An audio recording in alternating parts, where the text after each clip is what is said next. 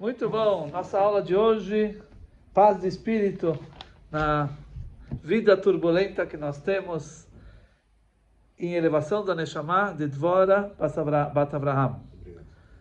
Bezat Hashem. Muito bom. Quando a gente fala de paz de espírito, é um tema que hoje em dia é uma coisa que é difícil, na verdade. Porque nós vivemos hoje numa realidade que é muito, que nos leva, nos carrega para cá e para lá. Tem muitas informações, muitos problemas, com toda a tecnologia que nós vivemos. É sabido que no passado, antigamente, tinha várias doenças, ou seja, que não, hoje em dia tem várias doenças que não haviam no passado. Por quê? Porque o estilo de vida que nós vivemos hoje. Hoje, nós vivemos com muito estresse, problemas, sustento, conseguir o sustento, pagar as despesas, carreira, solidão e situações várias que a gente passa na nossa vida por causa da realidade que nós vivemos hoje. E aqui vem a pergunta, será que é possível a gente manter e conseguir chegar numa paz de espírito e ter uma vida de qualidade na realidade que nós vivemos hoje? Então, temos que entender primeiramente, quando a gente está muito estressado, estamos correndo para cá e para lá, a vida nos leva a situações que a gente tem que quebrar a cabeça, o que fazer, o que não fazer, e vem as preocupações.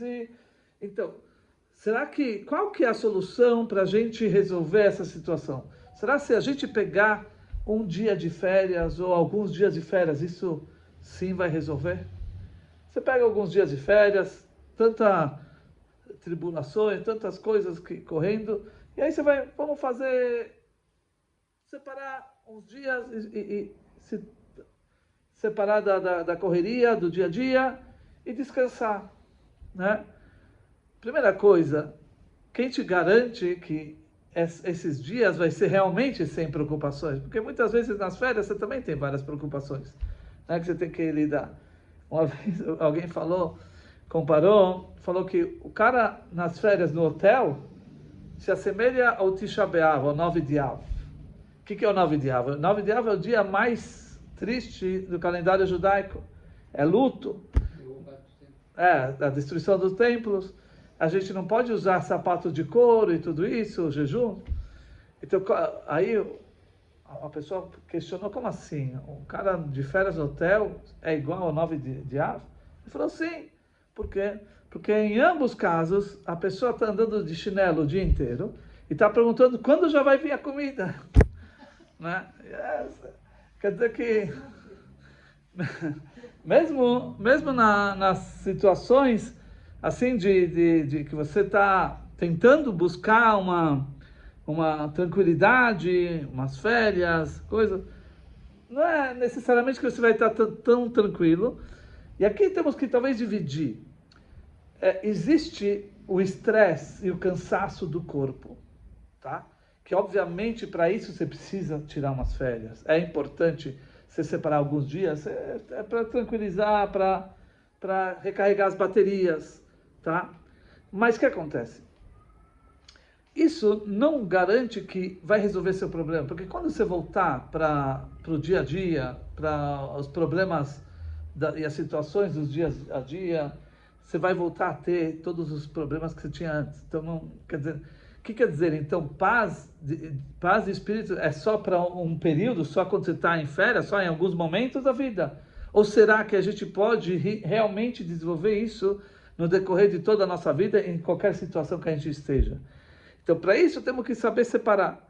Existe o corpo, a tranquilidade, o descanso do corpo, e existe a alma, tá? A gente vê assim, tem pessoas que talvez não trabalham muito, tem já o seu sustento já garantido, aposentado, por exemplo, está tranquilo, não tem problemas, aparentemente não tem problemas, mas a pessoa, você vê como ela está intranquila, ela está confusa, ela está, né? Então, será que o fato dela ter menos coisas para fazer, menos preocupações, isso significa que ela vai ter paz de espírito? Não, não é necessário. Muitas outras pessoas, pode ser que tem pessoas que trabalham o dia inteiro, não param de trabalhar, sempre fazendo coisas, e de repente você vê que o cara está sempre com um sorriso no lábio, e sempre está recebendo todas as pessoas com afabilidade, com amor, e sempre conversando bem. Qual é a solução? Por que é? O que realmente, o que seria aquilo que a gente precisa fazer para ter essa paz? Então, aqui certeza não é por causa de muito trabalho ou muitas preocupações. Não é isso que necessariamente garante que você vai ter estresse, intranquilidade, né? E não é você não ter as preocupações que garante que você vai ter paz de espírito. Não é assim. Não é necessariamente. Aqui entra um conceito muito importante do judaísmo, que é talvez algo central no judaísmo, que é o Shabat. No Shabat, assim, Hashem criou o mundo em 6 dias. 6 dias Deus criou o mundo e no 7º descansou. Então você pensa um pouquinho. O que é esse mundo que Hashem criou? Hashem criou, naquele instante, no começo da criação, era o Gan Eden. Onde Hashem criou o homem, colocou o homem, a Chava, era o Gan Eden. O que era o Gan Eden? Era o Jardim do Éden, paraíso. Né? E o que tinha lá? Tinha todas as criaturas, tinha toda a vegetação, as árvores e frutas, etc. Era uma maravilha, um mundo perfeito, completo, não faltava nada. Tudo perfeito. Tá certo? Só que o quê? Vem nossos olhos e fala, sim, faltava alguma coisa. Certo? O que faltava? Descanso. Tranquilidade. Veio o Shabat, o 7º dia, veio a tranquilidade. Bat, Shabat, Bat, Menuchá. Veio o 7º. Você pergunta assim, peraí, que tranquilidade é essa? Se já estava no paraíso, o que você tem de tribulações no paraíso? Você só tem uma vida plena, completa, tudo perfeito. Né? E que problema você já tem? O que quer dizer que precisa ainda de tranquilidade? Então estamos começando a entender que estamos falando de algo um pouco mais profundo. Não é simplesmente tranquilidade da nossa vida física ficar mais tranquila, sem preocupações. Estamos falando de uma coisa mais profunda. E a pergunta é, será que Hashem precisa descansar? Está escrito, Deus é aquele que dá, ele nunca se cansa, ele dá vida, ele sempre dá. O que quer dizer que Deus descansa? Então tudo isso nos leva a uma interpretação que aqui estamos falando de algo mais espiritual, mais elevado, não é simplesmente algo físico, certo? E isso é o conceito do Shabat, que é na verdade o descanso, não necessariamente o descanso do corpo, mas o descanso da alma. E vamos explicar na sequência o que significa isso. Tá? Se você percebe o Shabat, e muitas pessoas questionam, inclusive, que no Shabat a Torá nos proíbe diversas coisas, muitas coisas. Você não pode ligar a luz, você não pode usar o elevador, você não pode andar de carro. Peraí, o Shabat não é dia de descanso, então quando eu chegar em casa, eu moro no 18º andar, eu vou ter que subir de escada. Que descanso é esse? Que é isso? Depois, ligar a luz é mais tranquilo, eu coloco o dedinho e ligo a luz. Né? Se eu vou ter que ir andando da minha casa até a sinagoga, eu vou precisar andar meia hora, sei lá. Se eu vou de carro, em 5 minutos eu estou lá. Né? Então, cadê o descanso? Qual é o conceito de descanso no Shabat? Se você diz que o Shabat é o dia de descanso, Deus descansou no Shabat. Nossos sábios falam que o 7º dia, na verdade, da criação, o que faltava? Faltava descanso. E veio o Shabat, veio o descanso. Que descanso é esse? Temos que entender. Então, o que significa esse descanso?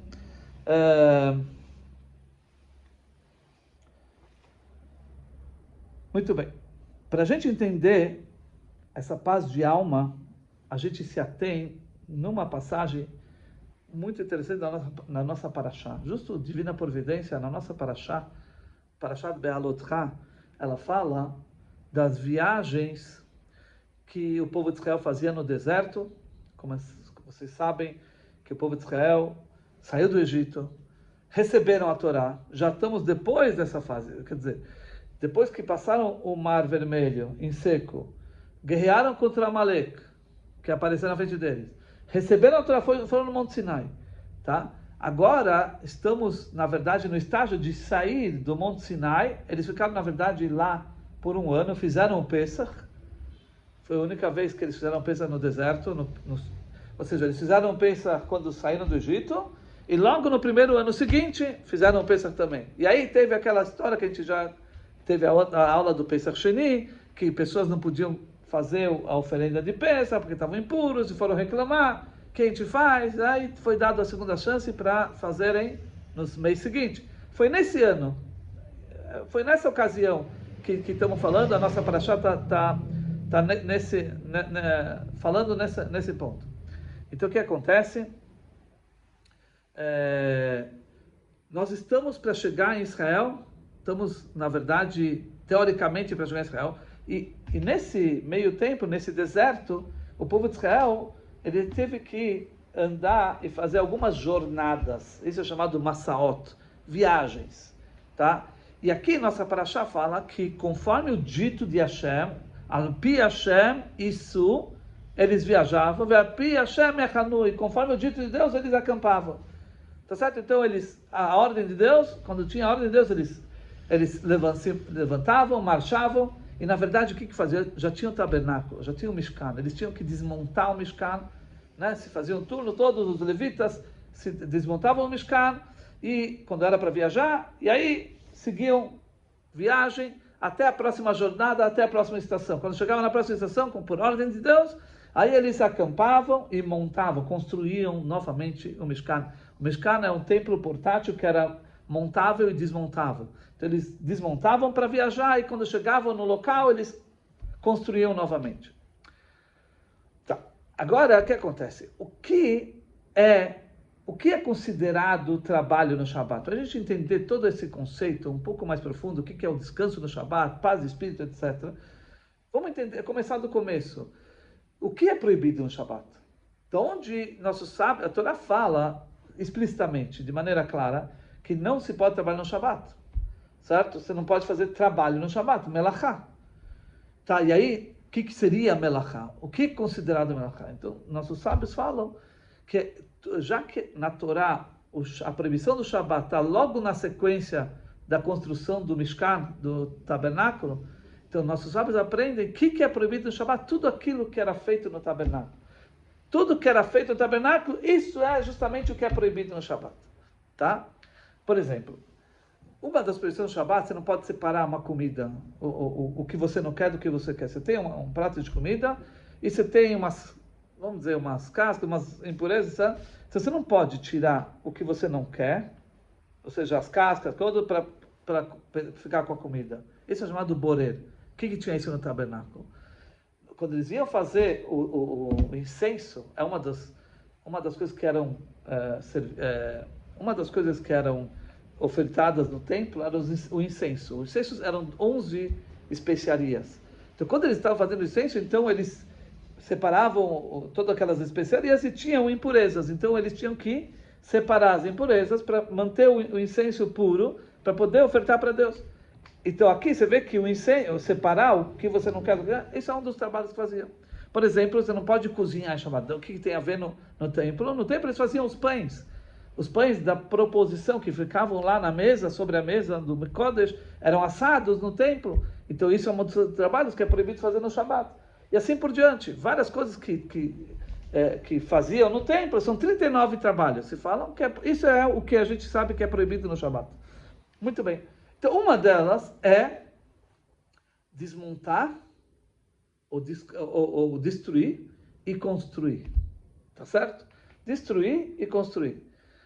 Então, lá no Talmud, Tratado de Shabat, na página 31, lá está escrito assim, que Rabi Yossi fala que a proibição de destruir e construir é somente quando você vai destruir ou desmontar algo e depois você vai construir algo no mesmo lugar.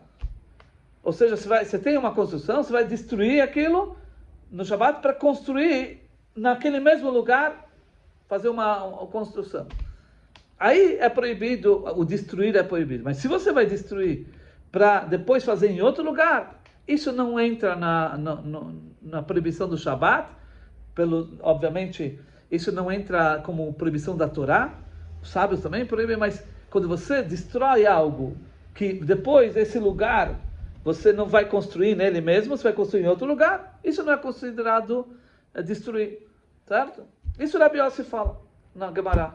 E aí vem a Gemara e pergunta, peraí, se todos os trabalhos do Shabat se aprende de onde? Do tabernáculo. Do que era feito, tudo que era feito no tabernáculo é proibido fazer no Shabat, certo? Então, o que se fazia no tabernáculo? Eles desmontavam o tabernáculo, e aí eles andavam para a próxima estação, por ordem de Deus, e lá, quando chegavam na próxima estação, eles montavam. Era no mesmo lugar? Não era. Então, aqui não combina, aparentemente, com o que o Rabi Yossi fala. Porque se a gente sabe que todos os trabalhos proibidos do Shabat é justamente onde você destrói, lá você tem que construir, aí é considerado proibido, certo? Mas no caso do tabernáculo não era assim, porque eles desmontavam o tabernáculo e só montavam no outro lugar. Então, peraí, então aqui é simplesmente, por que o Rabi Yossi fala que é só quando você faz no mesmo lugar? Responde a Gemara, uma resposta, como fala, revolucionária. A Gemara fala não, porque já que está escrito que é por ordem de Deus que eles desmontavam, e por ordem de Deus que eles viajavam, e por ordem de Deus que eles acampavam, então é tudo considerado o mesmo lugar. Já que era tudo feito por ordem de Hashem, é considerado o mesmo lugar. Mesmo que na prática, geograficamente, você está em outro lugar, mas tudo é feito baseado na ordem divina, então você está dentro da ordem divina, você está no mesmo lugar. Está blindado, né? Está blindado, exatamente. É como exemplo, imagina uma mãe, pegou a criança no colo e foi fazer suas coisas do dia. Né? Ela foi para o centro fazer compras e depois uma reunião na escola e tudo estava com a criança no colo. E ela foi para o shopping fazer as coisas, ela e depois de um dia muito corrido, de lá para cá, de cá para lá, ela volta para casa.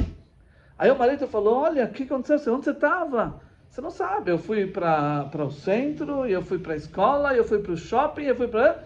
Quer dizer, um montão de lugares, até chegar aqui eu estou exausta, estou totalmente cansada. Aí o pai pergunta para a filhinha, né, que está no colo, onde você estava? A filha fala, eu estava no colo da mamãe. Para ela, tudo bem, está certo que você foi em vários outros lugares, mas você está...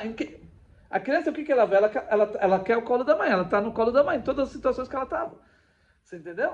Então é isso, o povo judeu no deserto, a mesma coisa.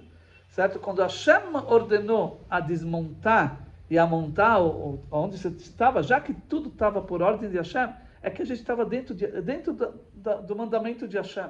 Então você não estava em outro lugar. Por isso que Rabi Yossi fala, não, a proibição do Shabat é quando a gente destrói algo e constrói no mesmo lugar. E esse é o caso do tabernáculo. Porque mesmo que eles mudavam de lugar fisicamente, mas eles estavam nos braços de Hashem, porque eles estavam só fazendo isso porque Deus mandou. E esse é o ponto fundamental que a gente quer justamente enfatizar. Na verdade, aqui é a essência, o âmago, o interior, tá certo? Aqui, qual é o objetivo? Né? Qual é o objetivo das coisas? Estamos vendo aqui, justamente aqui, se nos baseamos na ordem de Hashem. Tá certo? Nossos sábios falam o seguinte, você sabe qual que é o objetivo da vida? Qual que é o objetivo do mundo? Por que você foi criado?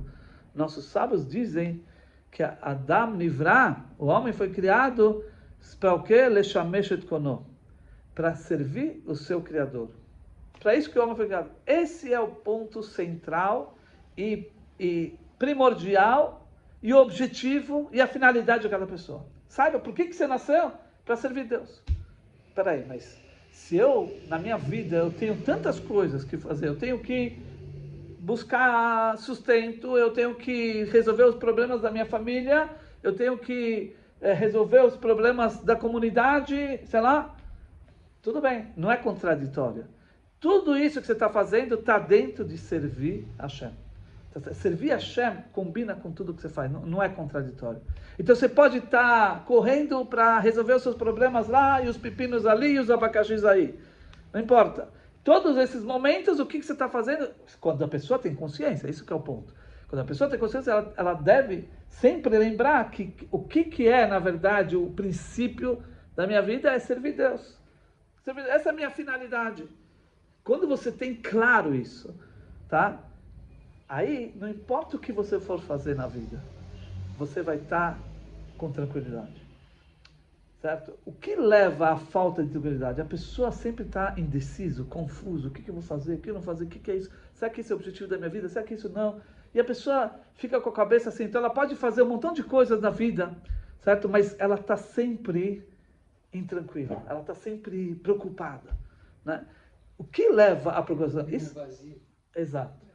Isso é, na verdade, o exercício de conseguir focar, se concentrar num ponto só, saber qual é meu objetivo na vida. Quando você tem claro isso, qual é o seu objetivo na vida, você vai ver que tudo gira em torno disso. Se você realmente se esforçar para manter o foco, certo? Você vai ver que tudo que acontece na vida, na correria do meu dia a dia, no que eu vou fazer, eu tenho a tranquilidade que eu estou servindo a Hashem. Se agora eu estou no stand de vendas, e eu estou buscando um cliente para vender um imóvel, certo? Eu estou, na verdade, cumprindo o que Deus quer de mim. Deus quer que eu tenha sustento, que eu dê tzedakah, que eu ajude pessoas que precisam, e que eu coma kasher, preciso ter dinheiro para comer kasher não é tão barato assim, e etc. Então, quando você está no stand de vendas para vender um imóvel, saiba que isso também você está servindo a Hashem, porque esse eu estou fazendo minha finalidade. E todos os problemas que vai ter lá, eu estou tranquilo, porque eu sei que esse é o caminho.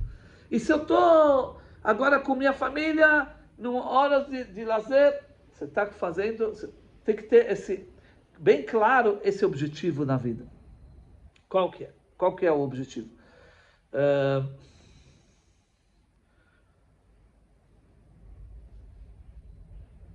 Então, o que acontece? Muitas pessoas, elas sempre reclamam que estão cansadas, não aguentam, tá? Se você vê, por exemplo, um jovem, ele está dormindo, você vai acordar ele.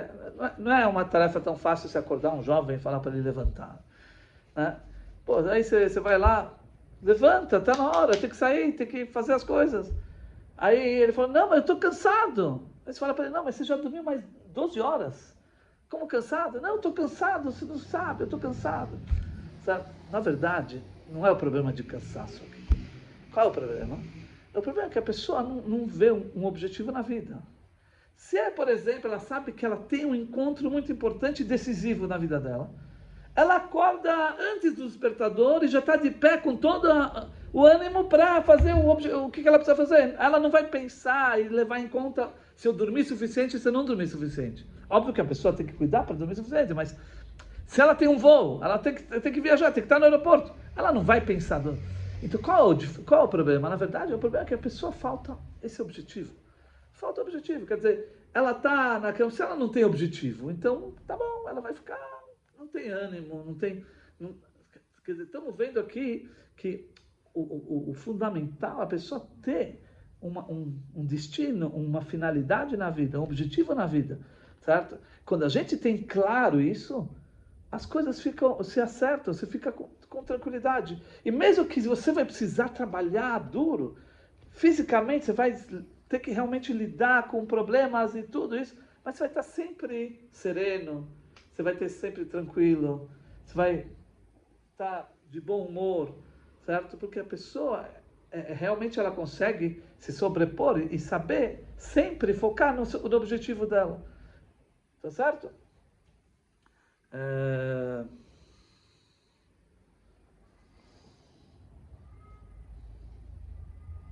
Tá. Quando a gente tem essa consciência, isso nos traz tranquilidade, isso mostra que a gente sempre está sob controle, a gente tem paz de espírito, onde quer que a gente esteja, sempre tem um propósito na vida, objetivo.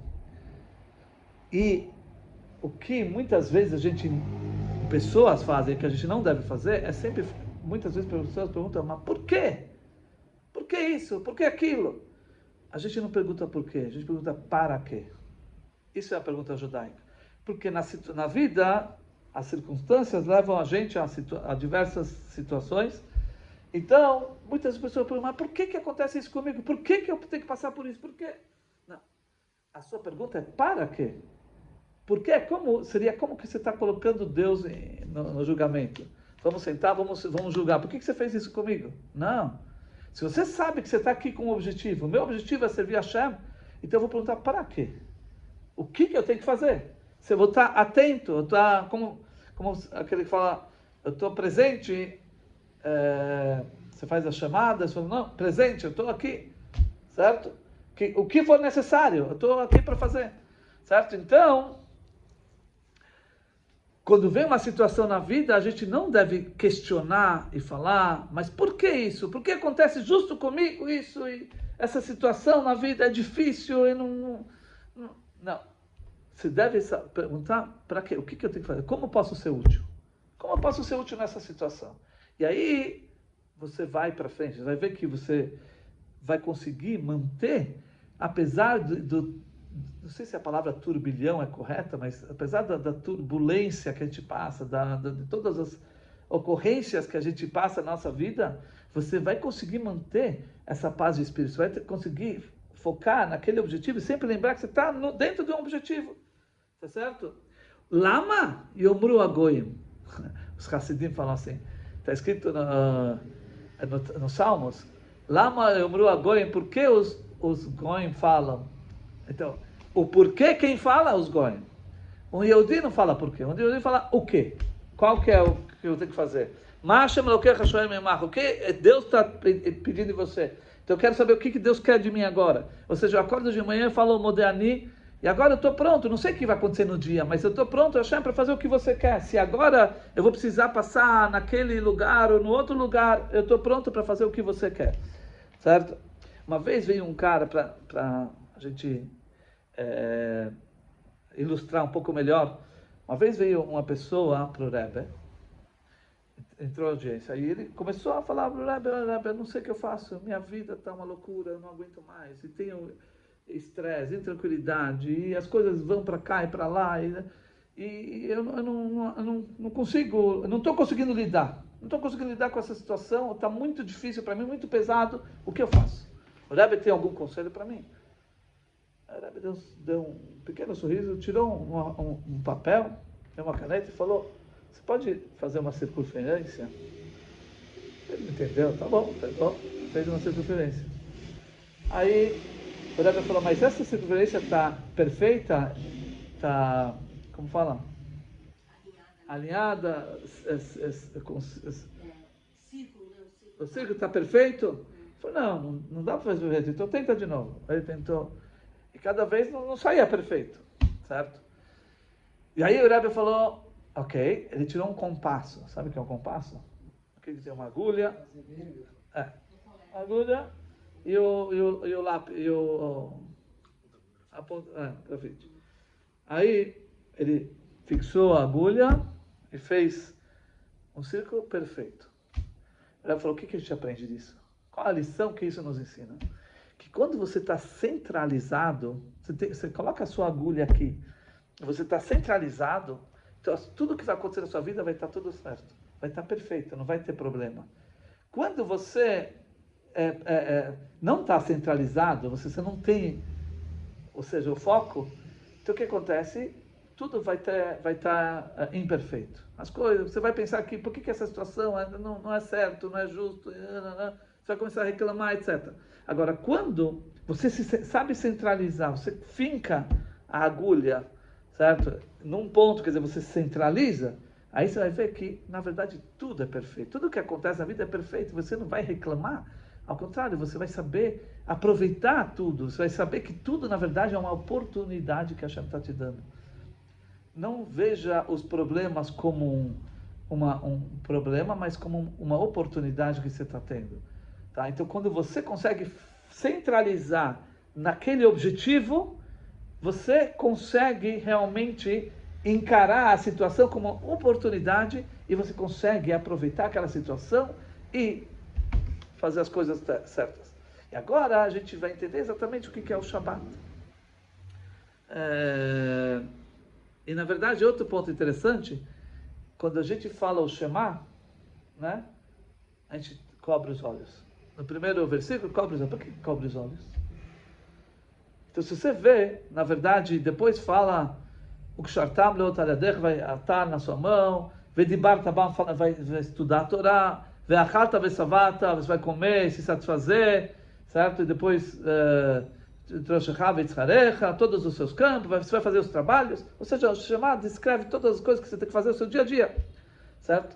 Mas antes do seu dia a dia, você tampa os olhos e você fala a primeira frase que é básico e fundamental no judaísmo.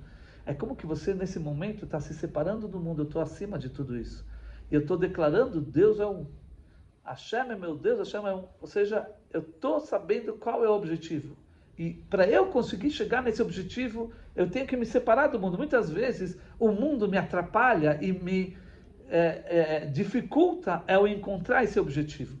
Né? Todas as coisas que eu estou vivendo, e realmente a gente não deixa de ser realmente uma dificuldade, porque você vive situações diversas, certo? Então isso muitas vezes atrapalha e não permite, é difícil conseguir concentrar. Então qual a ideia do Shema? Você descobre os olhos e você se coloca num nível acima. Eu estou agora acima do mundo. Agora eu estou só realmente centralizado no meu objetivo. Nada do mundo agora me atrapalha. É isso, fechar os olhos. E aí quando você faz essa preparação, depois você vai para o mundo, o Shema continua falando de todas as suas tarefas que você tem que fazer, aí você vai conseguir fazer as coisas como tem que ser, sempre mantendo centralizado naquilo que é importante, e aí você vai conseguir manter essa paz do espírito. E esse é o Shabat. Essa é a ideia do Shabat. A gente tinha perguntado antes o que é os trabalhos que é proibido no Shabat e tudo isso. Por quê? Na verdade, Hashem, ele está te cercando, ele está falando: olha, se desvincule das coisas mundanas materiais. Porque muitas vezes as coisas mundanas materiais podem fazer você esquecer qual é o objetivo. O Shabat é o objetivo. Como você sabe? Qualquer objeto, ele tem 6 lados. A gente fala que é o número 7. O número 7 tem a ver com o mundo. Como assim? Qualquer objeto tem 6 lados. Tem em cima, embaixo, direita, esquerda, frente e atrás. 6 lados. Certo? E o que é o sétimo? O sétimo é a coisa em si. O sétimo é a coisa em si. Ou seja, é o próprio objetivo. Você vê interessante que em hebraico os dias da semana não são chamados com um nome.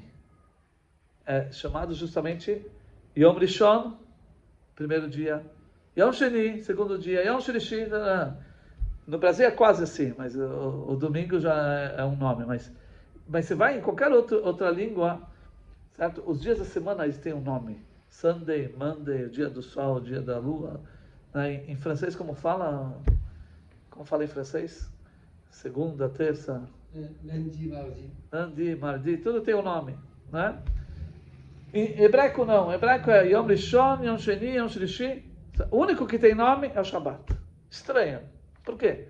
É como você vai numa família, o cara tem 7 filhos. E você pergunta: como chamam seus queridos filhos que estão aqui? Ah, esse chama o primeiro, esse é o segundo, esse é o terceiro, esse é o quarto, esse é o quinto, esse é o sexto, e esse é o Shimon. O que é isso? Então aqui, são 7 dias. Então esse é o Rishon, Sheni, Shlishi, e o sétimo é o Shabat. Shabat é chamado com um nome. Por quê? O que é isso? Na verdade, é que o quê? Tudo tem 6 lados, e o sétimo é a coisa em si. Certo? O Shabat mostra o que é realmente, o que é a coisa em si, é o objetivo próprio de tudo. Tá? O domingo, o segunda, terça, quarta, quinta, é onde se expressa aquilo que você é. Aquele objetivo se expressa nesses 6 dias da semana. Certo? É como que os 6 lados é uma expressão daquilo que o objeto é. Então ele pode se expressar à direita, à esquerda, em cima, embaixo, mas o objeto em si, ele é acima de tudo isso. Certo? Então esse é o Shabat. O Shabat é um dia central, certo? Que ele é acima de todos os dias da semana. Por isso que ele tem nome. Ele mostra o que é realmente o objetivo. Esse é o objetivo. O objetivo, na verdade, é a gente estar conectados com Hashem. Isso é o Shabat. O Shabat é um momento que nos separamos das coisas mundanas para conseguir realmente se conectar naquilo que é o principal. Para isso, Deus ele fez todas as proibições que tem no Shabat, para a gente chegar realmente na paz de espírito. O Shabat representa a paz de espírito verdadeira. Não é o descanso do corpo, é o descanso da alma. Que nesse momento você percebe qual é o seu objetivo. Eu estou conectado com Hashem. Esse é meu objetivo. E agora que eu tenho isso bem forte, aí eu posso ir no domingo, segunda, isso vai expressar e se expressar em todos os outros dias da semana. Por isso que no Cântico do Dia, no Reza, a gente fala Yom Rishon, Hayom Rishon la Shabbat. Yom Sheni la Shabbat. Shabbat. Por que se coloca o Shabbat em cada dia de semana? Porque para mostrar que, na verdade, todos os dias da semana, na verdade, é uma expressão do Shabbat. O Shabbat é o principal, é o objetivo. Certo? Quando você tem claro isso na cabeça, que esse é o objetivo, agora o resto é tudo expressão. Agora você vai conseguir realmente, focando, tendo essa finalidade bem clara na sua vida, qual é o meu objetivo, que isso seria o Shabat. Agora eu vou ter paz de espírito.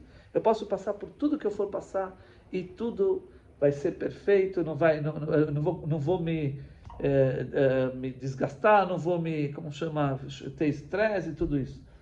Para ilustrar isso um pouco melhor, tinha dois rebes, dois irmãos, pessoas sagradas, que eram alunos do Maggid. Tinha o Reb Zusha, de Anipoli, Reb Elimelech Milezhensk. Dois irmãos. O que eles faziam? Eles eram pessoas muito elevadas, tzadikim. Eles faziam galut. O que quer dizer galut? Galut, eles saíam para andar por vários outros lugares, sem ter muito o que comer, porque isso é como eles passavam por um exílio, para perdoar os pecados do povo de Israel. Eles sofriam, vamos dizer. Isso é coisa de tzadikim, não é qualquer pessoa, que a gente não tem esse assunto, mas esse tzadikim, mas o que eles faziam? Eles andavam de cidade em cidade, e aí eles dormiam, sei lá, no chão, onde dava para dormir, eles passavam aquela vida de dificuldade, assim, para perdoar os pecados do povo de Israel. Então uma vez eles chegaram na cidade, e logo que eles chegaram na cidade, a polícia veio, pegaram eles. O que aconteceu? Naquela cidade teve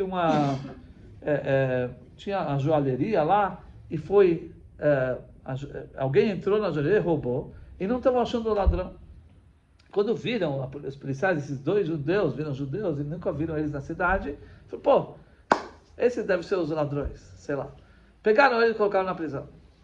E eles estavam na prisão com um monte de outros prisioneiros, na cela lá, e lá na cela, no meio tinha um vaso de latrina, certo? Era tipo um balde lá, onde as pessoas faziam suas necessidades.